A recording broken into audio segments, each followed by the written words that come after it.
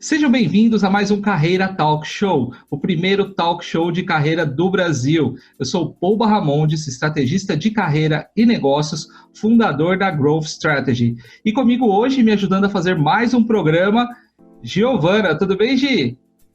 E aí, Paul, tudo bem? Tudo bem vocês que estão assistindo? Meu nome é Giovana Cajueiro Toffolo, eu sou consultora de carreira e negócios, coach e parceira de negócios também da Growth Strategy. E hoje, para trazer vários insights e muitas dicas de carreira, a gente vai conversar com o Ângelo Colombo. O Ângelo, ele é CEO da América Latina para a Swiss Re Corporate Solutions, e eu tenho certeza que o Ângelo e toda a sua jornada vão agregar muito para a gente e, claro, para vocês também. Então se prepare aí, pegue caneta e papel, que com certeza você vai ter vários insights para você anotar que vão te ajudar na sua carreira e nos seus negócios. Então, até já! Olá, Ângelo, muito obrigado pela sua disponibilidade, sua generosidade em nos ajudar a fazer mais um Carreira Talk Show. Eu queria que você comentasse um pouquinho para os nossos telespectadores a sua trajetória profissional e um pouquinho das nuances do que fez você chegar onde você chegou na carreira. Obrigado, Paul. Parabéns pela iniciativa. É um prazer participar do programa. Paul, parece que foi ontem, mas já faz 20 anos, né, que eu entrei no mercado de seguros. O mercado que me acolheu muito bem, o mercado que satisfez muito minhas vontades pessoais, né, minhas ambições profissionais, apesar de não ter a menor ideia antes de entrar nele, né. Eu me formei em engenharia civil na USP. Eu queria ter uma profissão que fosse bastante técnica. Então, naquela época, né, vamos pensar, anos 90, era importante você sair com formações profissionalizantes, né, e eu precisava trabalhar. Eu venho de uma família bastante simples, né, eu estudei em colégio estadual, em São Paulo, né, o Brasílio Machado, e educação para mim sempre foi o grande mote, né. Então, eu passei pela escola estadual, depois consegui dar um grande salto indo para uma escola de ponta, o Colégio Bandeirantes, para fazer o colegial. Foi um grande sacrifício dos meus pais, mas é quase um business case, né, que eu coloquei para eles. Olha, vocês investem em mim e em troca eu não vou curtir faculdade. E coloquei business case e, além disso, se eu tivesse notas acima de 8, eu conseguiria desconto. Então, o colégio era bastante competitivo na época, Paul, e favorecia essa meritocracia com a qual eu já fui me acostumando desde os 15 anos de idade. Aí saí do colégio e como eu tinha prometido, entrei na faculdade, né, sem fazer cursinho, a faculdade pública, de primeira linha, e aí acaba um ciclo, né, que ao fechar a engenharia civil eu tinha que resolver o que eu ia fazer da vida. Apesar de gostar muito do curso, o final da minha formatura foi numa época de crise muito parecida com a que a gente tem hoje, né, 97, 98, uma crise mais econômica. Então teve o México, teve o Brasil, com economias tendo problemas sucessivos e o mercado bastante refratário a absorver os mais jovens, né. Eu sempre investi muito em leitura. Eu sempre acreditei que só o que a faculdade me proporcionava não seria suficiente. E sempre investi bastante em ampliar o conhecimento. Então, ter uma expansão mental, né. Apesar de ter um curso bastante direcionado como engenharia civil, eu, em paralelo, comecei a estudar alemão. Eu não sabia para quê, mas eu sabia que ia mexer com uma parte do cérebro que eu não estava exercitando. E ganhei uma bolsa e comecei a estudar alemão aos sábados de manhã. E tudo isso eu imaginava que fosse importante, mas também eu sentia bastante falta na faculdade de informações sobre liderança, sobre como lidar com pessoas, né, administração, economia. E como eu não tinha recursos para me matricular em outro curso, né, eu dava aulas particulares para me manter, eu optei por ler os jornais, né, diariamente, mesmo sem entender nada no começo. Então eu pegava aquelas resenhas da Gazeta Mercantil sobre economia, né, falando de trade, de mercados futuros, e eu imaginava que eu tinha que aprender fazendo, porque não tinha outra opção, né? E depois de muito tempo lendo aquilo e tentando correlacionar os conceitos, aí sim eu me matriculei na faculdade de administração, mas eu já consegui eliminar algumas matérias e caminhar. Saindo da faculdade, eu fiz meus estágios, o mercado estava seco, né, um mercado bastante difícil para se colocar, e eu acabei sendo cooptado ou sendo mordido pela mosquinha dos seguros, né? Entrei como engenheiro de inspeções, né, numa empresa que se chamava Harmonia, né, hoje já foi adquirida por uma multinacional, e foi uma grande descoberta, né, porque eu podia usar todos os meus conceitos técnicos e ao mesmo tempo começar a sentir o que era o mundo empresarial, o trabalhar em uma empresa, e eu conseguia ficar uma parte do meu tempo em campo, fazendo inspeções, ou seja, abria hidrantes em fábricas para ver se eles estavam de acordo com a norma, e depois fazia os relatórios no escritório, um ótimo mix, muitas viagens dentro do Brasil, e eu fiquei bastante satisfeito. Mas imediatamente, eu imaginei e comecei a ser apresentado a uma outra realidade que era o management, ou seja, a alta gestão, porque ao final das inspeções nós tínhamos que apresentar as conclusões para os presidentes, e aquilo me atraía muito, né? Basicamente era o meu grande motivo de estar viajando, fazer essa inspeção e ter os meus 5 minutos ali com os presidentes, ou os gerentes operacionais de cada uma das indústrias, né? E isso foi alavancando esse meu desejo cada vez mais de vir para a área de administração, em paralelo com a faculdade que eu já cursava, que era a GV, eu conseguia pagar nessa época, e então eu optei por fazer uma transição de carreira. Eu optei por assumir uma área comercial dentro da corretora e que era totalmente diferente. Eu tinha que sobreviver com base nos clientes que eu fosse capaz de trazer, né? Diametralmente oposta para um engenheiro cartesiano, e um grande desafio, e que eu gostei bastante, e que imediatamente já me abriu as portas para o próximo desafio, porque na ânsia de trazer o melhor produto para o meu cliente, eu acabei me deparando com uma multinacional alemã, e eles gostaram, ficaram curiosos porque alguém os iria contactar naquela época, final dos anos 90, começo dos anos 2000, e então fui contratado, e também aí saí de uma área totalmente comercial para o outro extremo, e aí meu alemão foi muito útil, né? Naquela época que eu fiz, eu não tinha a menor ideia, mas foi o meu grande diferencial competitivo na entrada. E aí voltei a ser um técnico, voltei a usar os conhecimentos da engenharia. Fiquei mais 2 anos e mudei de novo.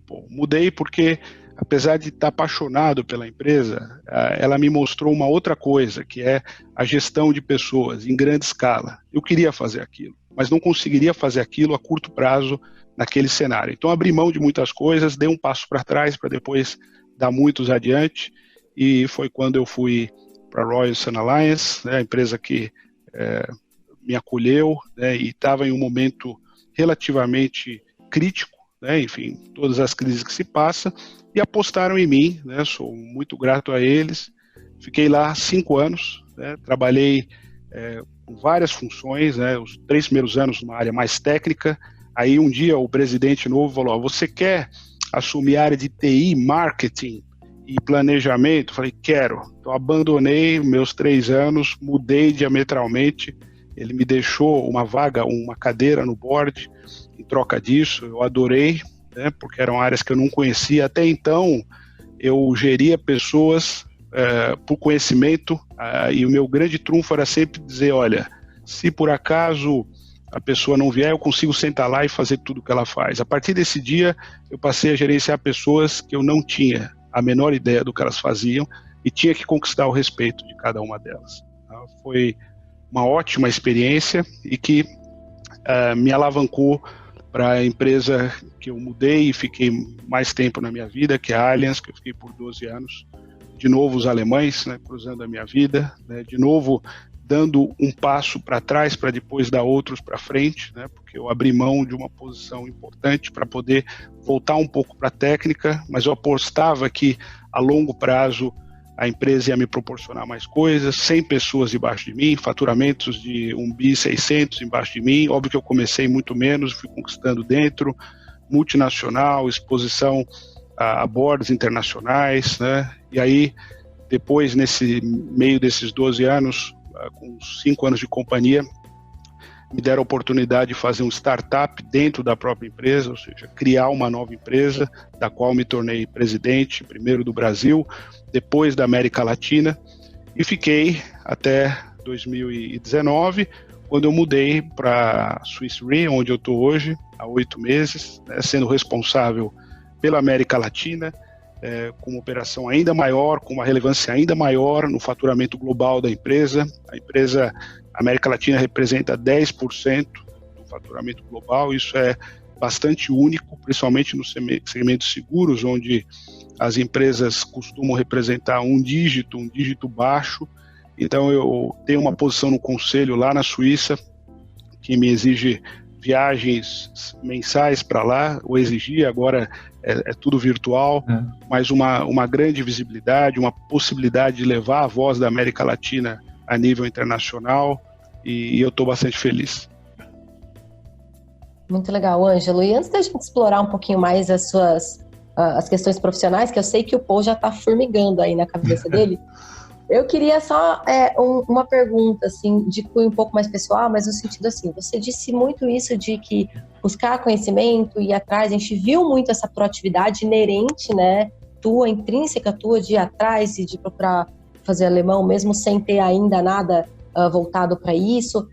Essas suas competências, essa sua habilidade, seu desejo por saber mais, isso você atribui a quê? Isso é teu? Isso é da sua criação? É dos seus valores? Você acha que você desenvolveu isso em algum momento da sua vida de alguma forma? A que você atribui toda essa sede de conhecer mais e de ir além?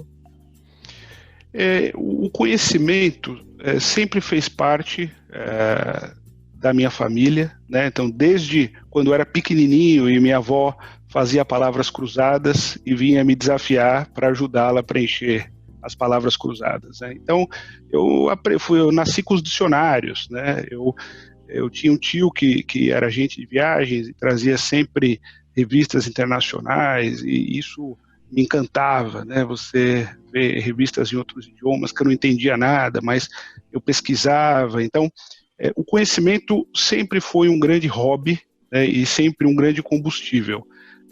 Associá-lo ao progresso na carreira foi uma coisa que veio muito mais tarde. Eu sempre fui muito curioso, sempre quis conhecer de uma forma até gratuita. É uma coisa que eu faço, gosto de pesquisar, não gosto de estar assistindo uma palestra e não ter a menor ideia do assunto. E isso é inerente, mas foi obviamente motivado pela minha família, a quem eu sou muito grato. Mas uma vez que o conhecimento então passou a ser uma mola propulsora para o desenvolvimento, aí isso ainda se acelerou, né? E as aulas particulares também me ajudaram bastante, sabe, Giovana, porque era uma grande oportunidade de dividir, né? Eu acho que o último estágio do conhecimento é quando se consegue ensinar, né? Então, uma coisa é se receber, outra coisa é absorver, e a última é ensinar. E eu dava bastante aula, sobrevivi bastante tempo, um tempo saudoso, né? Porque a aula particular é o momento que você senta na frente do aluno, e eu dava aula particular desde ginásio até faculdade, e não sabe qual vai ser a pergunta, você precisa estar preparado, né? E muitas vezes, olha, não sei, vou pesquisar. Mas eu tive uma aluna disléxica, né?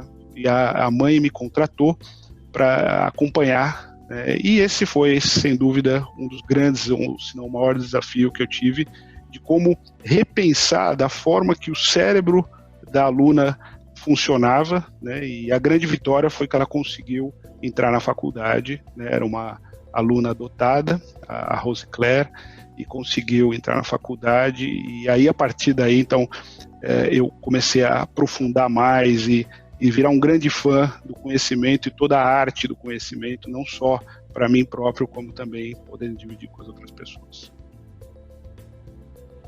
Fantástico, fantástico, Ângelo. Então, vamos dar um breakzinho, né, para a gente poder processar todas as informações. E na volta, eu já estou aqui com o que eles falaram, a gente já está borbulhando uma série de perguntas para a gente poder explorar um pouquinho mais sobre a carreira do Ângelo. Então, a gente já volta. Excelente. O mundo mudou. A forma como trabalhamos e aprendemos nunca mais será a mesma. Você está preparado para este novo mundo? Quais são as estratégias que você vai utilizar para entregar resultados e se destacar em um mundo cada vez mais digital? Para crescer na carreira, você precisa ser um profissional de alta performance e estar próximo de pessoas com os mesmos objetivos que o seu. Conheça o Clube dos Profissionais de Alta Performance. São lives semanais no formato Masterclass. A experiência de grandes executivos, mentores, especialistas e profissionais do mercado. Agora, todo o conteúdo das aulas disponível para você acessar onde quiser e onde estiver, e durante o ano todo. E mais, materiais complementares, mentorias em grupo e totalmente online, bate-papo com executivos e especialistas, entrevistas e benefícios exclusivos. Você vai turbinar a sua carreira com habilidades comportamentais para aplicar imediatamente na sua profissão. Vai descobrir como se destacar na empresa e no mercado, gerando resultados extraordinários. Fique por dentro das ferramentas mais atuais e importantes do desenvolvimento de carreira. Assine já clube.growthstrategy.com.br.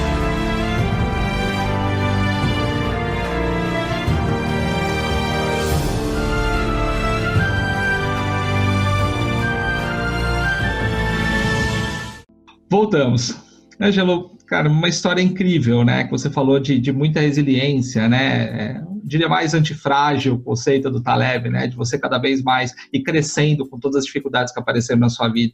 Mas teve um ponto em particular que você contou da sua história, que na minha opinião você fez o business case, apresentou um business case para o público mais difícil que você poderia apresentar, que foram os seus pais, né? Porque a gente normalmente a gente erra muito na vida, né, e a gente aprende com isso, mas esse tipo de business case você não pode errar, né, porque eles vão moldar a vida deles em função de proporcionar tudo isso para você. Isso vem uma carga de responsabilidade muito grande. Como é que foi na sua vida depois que eles aceitaram isso, falaram assim, não, nós vamos te colocar lá, e como é que foi essa cobrança interna para você poder correr atrás da bolsa, tirar as notas que você precisava para isso? Como é que foi isso internamente? Como é que você processou tudo isso? Foi um momento de bastante transformação, né, e renúncia, obviamente, porque eu estava lá com os meus 14 anos, né, quando eu optei por fazer o processo seletivo na escola, e o processo seletivo já era uma grande barreira, né, porque eu precisava de uma nota muito boa para conseguir ter aquele padrão de bolsa. E após o processo seletivo, ao me deparar com as dificuldades, porque certamente eu não tinha a mesma base daqueles alunos que já haviam, né, na carreira, eu tive que me reinventar e realmente rever as minhas prioridades. Passei por situações muito difíceis, onde eu achava que não fosse conseguir, né, então precisava realmente tirar forças de algum lugar. Nesse momento me ajudaram muito o esporte e a música, né? Eu estudava música, né? E sempre praticando esportes, então fazendo um ótimo balanço, um equilíbrio. Não dá para ficar bitolado, pensar em só estudar 200%, não dá. E comecei a perceber áreas que eu tinha mais afinidade, e fazer um estudo mais estratégico. Então, apesar de eu derivar para as exatas, eu sempre tive mais facilidade com as humanas. Então, eu muitas vezes deixava de assistir aula de história e geografia para estudar 2 vezes a de matemática, que serviria mais para mim como peso. Eu fazia um colegial já direcionado em exatas. Também devo muito aos meus pais, né, porque não é linear. Então, obviamente, às vezes vinha aquela nota ruim e precisava se recuperar ao longo do ano. Então, eu sempre tive o apoio deles, né, mesmo sabendo que grande parte daquilo que eles ganhavam era para colocar ali no projeto, né? E então eles percebiam o meu esforço, mas não bastava esforço, né? Realmente tinha que ter uma estratégia, porque seria humanamente impossível conseguir ir bem em todas. Então, era uma coisa muito feita a quatro mãos, então ganhei muita maturidade. A partir dessa época, eu falo que eu e meus pais nos tornamos sócios, né? Então, não era uma questão eles comigo, não, a gente sentava juntos e tinha muita transparência do que podia ser feito, quais eram os riscos, né, onde a gente precisava apertar mais o cinto, e caminhamos assim, né, com uma grande sociedade, e que foi excelente, nos aproximou bastante e pavimentou aí toda a relação duradoura que a gente tem até hoje. Sensacional, Ângelo, e principalmente por conta da idade, né? Nós estamos falando numa idade onde muitas pessoas não querem estudar ou querem estar curtindo mais a vida, numa idade muito difícil. Esse nível de maturidade, né, para uma idade para tão jovem, encarar a sua vida como um projeto e trazer os seus pais, claro que seus pais devem ter tido muito orgulho, né, do filho com 14 anos sentar e falar assim, tipo, meu projeto é esse aqui, vocês estão comigo, mas de onde vem essa maturidade que você adquiriu para poder encarar dessa forma? Eu volto, então, aí um pouco mais, né? A minha família veio da Itália, né? Então, assim, é uma família que veio da Itália, em momentos muito difíceis da Itália, né? Pessoas muito trabalhadoras que vieram para o Brasil, tinham barraca de feira, né? E, enfim, morávamos juntos, recebíamos as famílias que chegavam lá na Zona Leste, lá no Brás. E eu sempre acompanhei isso desde os meus primeiros anos, né, com muita admiração, admiração de todos que chegavam, e eu queria muito contribuir. Eu queria muito contribuir da minha forma, como eu via que a família acolhia aqueles que chegavam numa situação mais difícil, né? E a forma que eu encontrei foi através do conhecimento, através do estudo, mas eu atribuo muito essa convivência que eu tive com eles, né? Pessoas mais velhas do que eu, né? Pessoas com quem eu convivi talvez 3, 4 primeiros anos da minha vida, né? E que logo partiram, porque eram meus bisavós, eram tios-avós, mas que me ensinaram muito, né? Me ensinaram muito sobre a vida, sobre os valores principais, aquilo que realmente importa, e isso eu carrego até hoje. Nossa, muito legal, né? Eu e o Paul, a gente tem conversado até sobre isso com outras pessoas que a gente trouxe aqui, e a gente está percebendo como os valores, eles são importantes, já era algo que a gente tinha extremamente alinhado, mas inclusive para pessoas que estão em cargos altos, que galgaram carreiras alavancadas, exponenciais, a ideia de valores sempre estava presente. Então é algo muito interessante de ver, assim, pessoas assim como você, essa humildade de manter os valores e toda essa parte de índole independente do cargo ou do que se passou, né? Então é bem interessante isso. E aí, Ângelo, eu queria só, focando aqui numa área mais profissional, você comentou uma coisa que eu achei bem interessante, que você precisou criar uma startup dentro de uma empresa que já estava estabelecida, né? Então, eu queria que você explorasse um pouquinho isso pra gente, explicasse como que foi, porque eu imagino que deve ter sido um desafio, né? Você pegar uma empresa já com anos e criar uma startup dentro, como que foi isso? Você pode compartilhar um pouquinho com a gente? Claro. O Brasil é um país que tem muitas mudanças regulatórias, Giovana, é uma coisa inerente, né? E muita gente fala que o Brasil não é para amadores, né? Eu senti isso na pele. No mercado de seguros, houve uma possibilidade de criar resseguradores privados, lá em meados de 2010, até então era só o governo que podia atuar nesse segmento, e a empresa que eu atuava decidiu abrir o seu próprio ressegurador, como outras 16 o fizeram.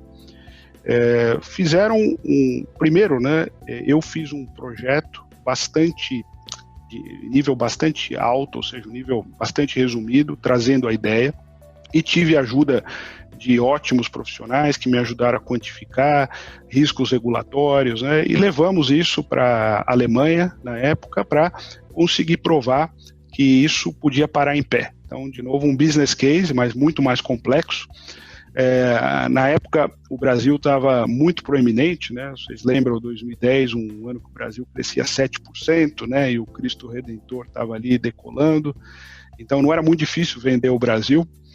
E depois eu fiquei responsável, o projeto foi aprovado, fiquei responsável pela implantação, né? Então, tínhamos 16 work streams, ou seja, 16 linhas de trabalho, operações, legal, recursos humanos, finanças, resseguros, que é muito particular da nossa área, mas também a parte de real estate, né, de ver onde, a localidade, e eu acompanhei tudo, Giovanni. Eu acompanhei desde a seleção do local até a escolha dos materiais, a obra. Eu visitava a obra nos finais de semana como se fosse a minha pizzaria, né? Então vibrava com cada tijolo novo que chegava.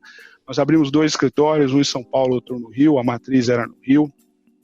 Fizemos um projeto excelente junto ao governo para ter a licença, recrutamento de pessoas, né? Muitas coisas novas, né, que eu não tinha vivenciado como último responsável, porque até então eu fazia essas funções, mas tinha sempre um chefe ou 2 chefes ou uma diretoria, e a partir de então eu era o responsável. Como era uma companhia dentro de outra, meu chefe ficava na Alemanha, aqui eu me reportava mensalmente, e todo o resto estava nas minhas mãos, né? Então se tinha, eu me lembro começando ali em 2013 as manifestações, né, que estavam muito nas ruas, eu tinha que tomar a decisão, vamos dispensar os funcionários ou não? Quais são os riscos, né?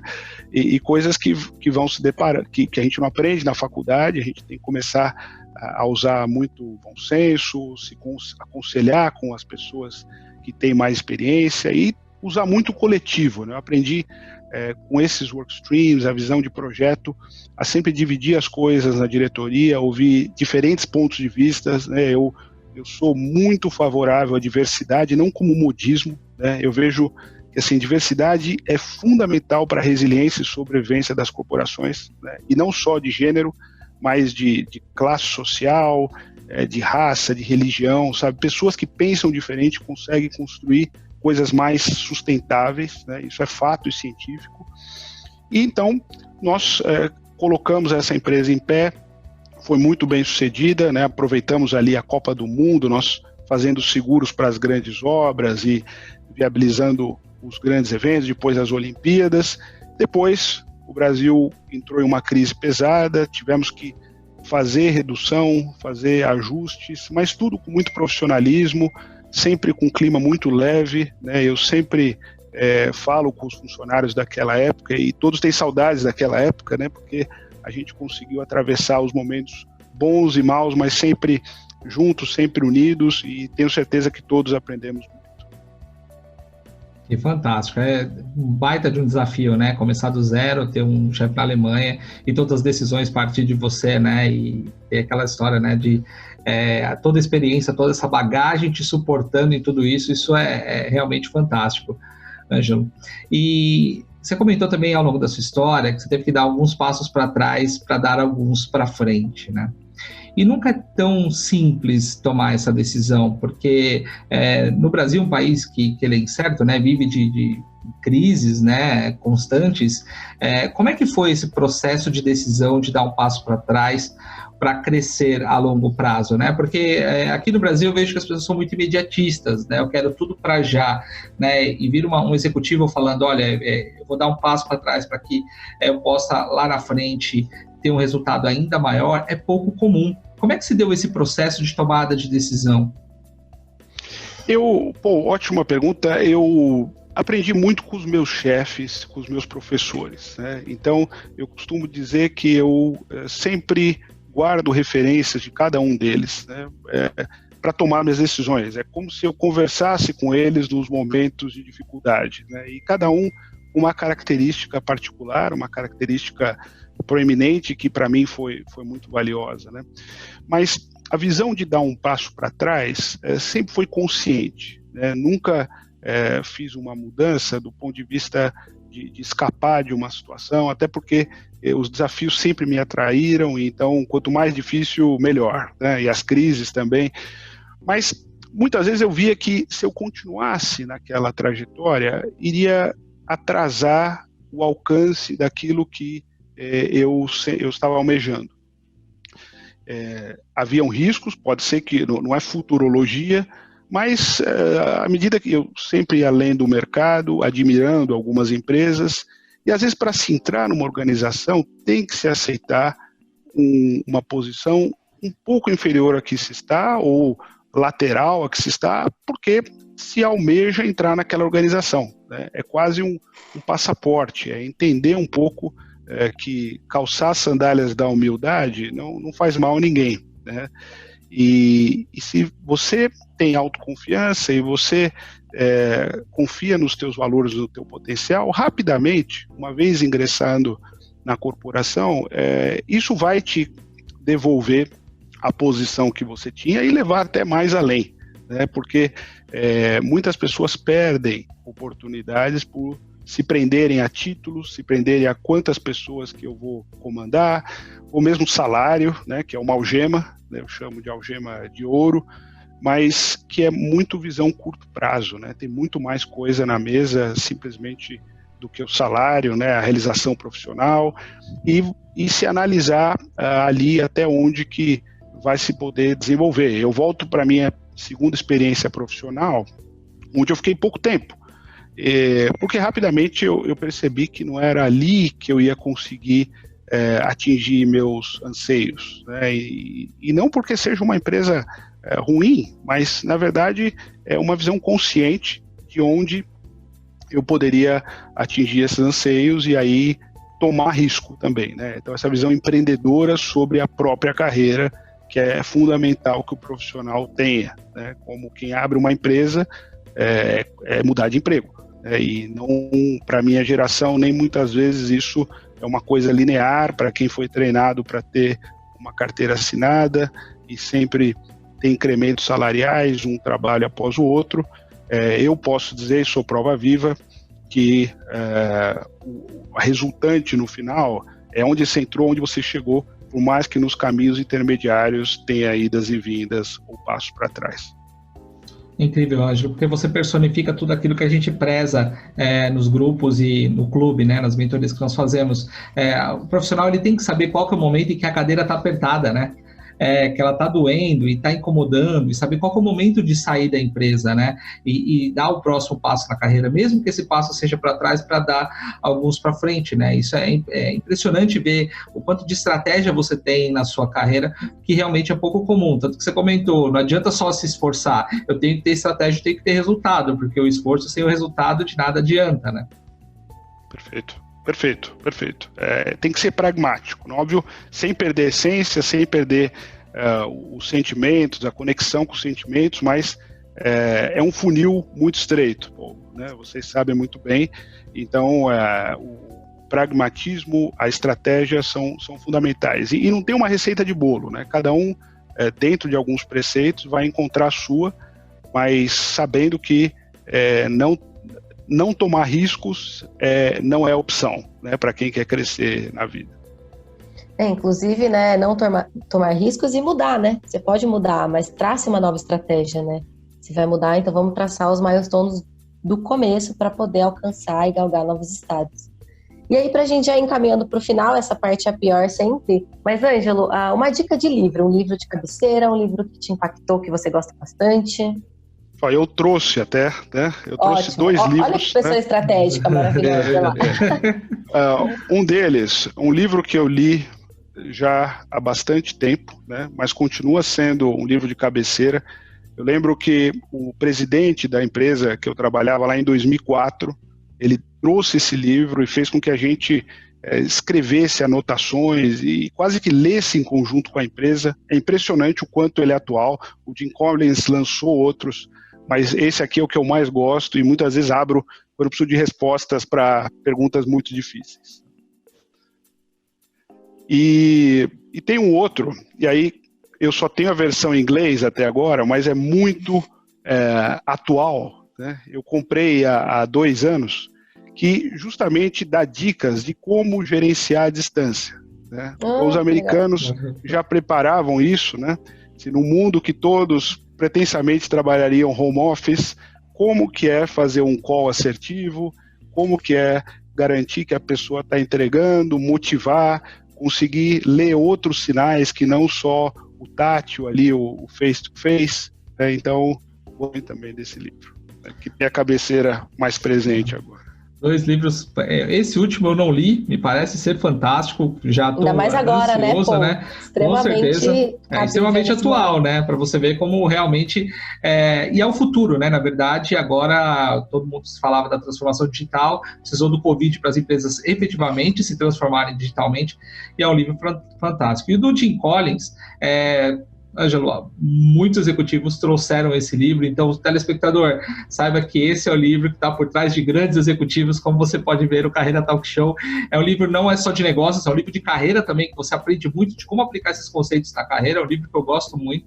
Então, são dicas valiosíssimas aí para quem quer crescer na carreira. Obrigado por trazer essas referências. E aí, para a gente encerrar aqui, Ângelo, se você pudesse dar uma dica para aquela pessoa que está nos assistindo, que quer crescer na carreira, né, quer alavancar a sua carreira, qual que seria essa dica? Bom, Giovana, pode falar muito sobre dicas, né? Pode falar muito sobre aquilo que funciona, né? Uma manga, uma coisa ali na manga do colete, né? Para se conseguir superar. O que eu gosto de trazer bastante é não perder a essência. Sabe? Parece uma coisa piegas, mas a gente toma muitas decisões em todos os dias. Costumo sempre usar uma frase do Obama, né, que ele comprava só terno cinza para tomar uma decisão a menos por dia. Né? O executivo precisa, né, e cada vez que se sobe mais, é menos cartesiana. Os números te dão uma orientação, mas é a tua essência que vai dizer. Né? A tua essência que vai dizer qual a hora de retornar após o Covid, né? A tua essência que vai dizer que você precisa manter os empregos, né? A tua essência que vai dizer até que ponto é um sacrifício, até que ponto tem espaço para você melhorar a eficiência da companhia, né? E esse contato, esse autoconhecimento é fundamental, né? Então, para se aprender e ter consciência da sua essência, invistam em autoconhecimento, né? Isso foi uma coisa que eu aprendi durante a minha carreira, durante a vida, né? Muitas coisas no começo eu fazia de forma até empírica, mas depois que isso veio, né, para as minhas mãos, né, de uma forma muito mais estruturada, né, através de psicanálise, livros, né, lancei mão de todo coaching, aconselhamento, mentoring, virei mentor, né, o autoconhecimento é tudo, né, é tudo para a vida pessoal, para as decisões familiares e, sobretudo, para crescer na carreira, para saber a hora de trocar de empresa, para saber a hora de negociar o salário e para ter serenidade para atravessar essa situação difícil que nós atravessamos da quarentena. Nossa, que bacana, que dica fundamental, muito importante. Ângelo, muito obrigado pela aula que você deu, na verdade, não foi um bate-papo, foi uma aula de estratégia, de resiliência, você mostrar que sim, independente se você veio de uma família abastada ou não, se você tiver estratégia, se apropriar da sua carreira, você consegue dar certo, né? Isso é muito importante, é o intraempreendedorismo, é você se entender como uma empresa, entender sua carreira como uma empresa e fazer acontecer. Achei fantástico esse bate-papo, muito obrigado aí por contribuir com tanto. Eu que agradeço, Paul e Giovana, foi um grande prazer, fico sempre à disposição e sucesso para vocês no empreendimento. Obrigado. Muito obrigada, Ângelo, muito obrigada a você que nos assistiu e até o próximo Carreira Talk Show.